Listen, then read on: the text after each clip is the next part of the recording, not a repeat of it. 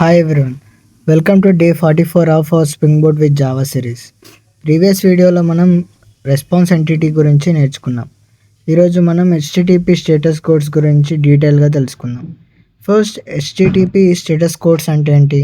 సింపుల్గా చెప్పాలంటే HTTP status codes అనేది మన రిక్వెస్ట్ సక్సెస్ అయిందా, ఫెయిల్ అయిందా, లేదా వేరే ఏమైనా ప్రాబ్లం ఉందా అని చెప్పే కోడ్. ప్రతి రిక్వెస్ట్ కంప్లీట్ అయిన తర్వాత సర్వర్ ఒక స్టేటస్ కోడ్ని రిటర్న్ చేస్తుంది. ఇప్పుడు మనం కామన్ స్టేటస్ కోడ్స్ చూద్దాం.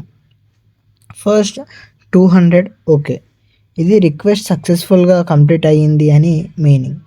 సెకండ్ 201 క్రియేటెడ్, న్యూ డేటా సక్సెస్ఫుల్గా క్రియేట్ అయినప్పుడు ఈ స్టేటస్ కోడ్ వస్తుంది. Third 400 bad request, user incorrect data పంపినప్పుడు ఈ స్టేటస్ కోడ్ వస్తుంది.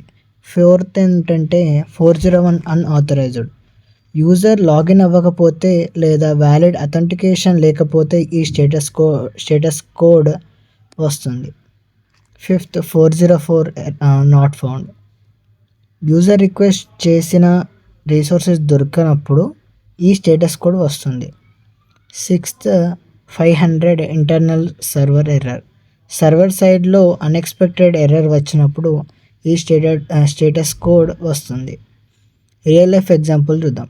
మీరు రెస్టారెంట్కి వెళ్ళారనుకోండి, ఫుడ్ కరెక్ట్గా సర్వ్ చేస్తే అది 200 ఓకే ఇస్తుంది.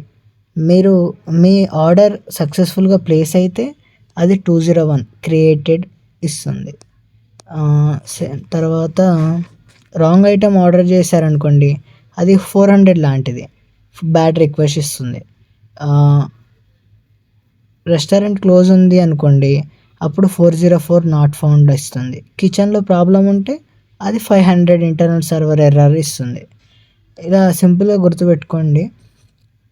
200 అంటే సక్సెస్, 201 అంటే క్రియేటెడ్, 400 అంటే బ్యాడ్ రిక్వెస్ట్, 401 అంటే అన్ఆథరైజ్డ్, 404 అంటే నాట్ ఫౌండ్, 500 అంటే ఇంటర్నల్ సర్వర్ ఎర్రర్. రియల్ ప్రాజెక్ట్స్లో ఈ స్టేటస్ కోడ్స్ ప్రతి రెస్ట్ ఏపీఐలో యూజ్ చేస్తారు. నెక్స్ట్ వీడియోలో మనం ఎక్సెప్షన్ హ్యాండ్లింగ్ అంటే ఏంటి, ఇంకా ఎర్రర్స్ని ప్రొఫెషనల్ వేలో ఎలా హ్యాండిల్ చేయాలో నేర్చుకుందాం. Thank you. Follow for more updates.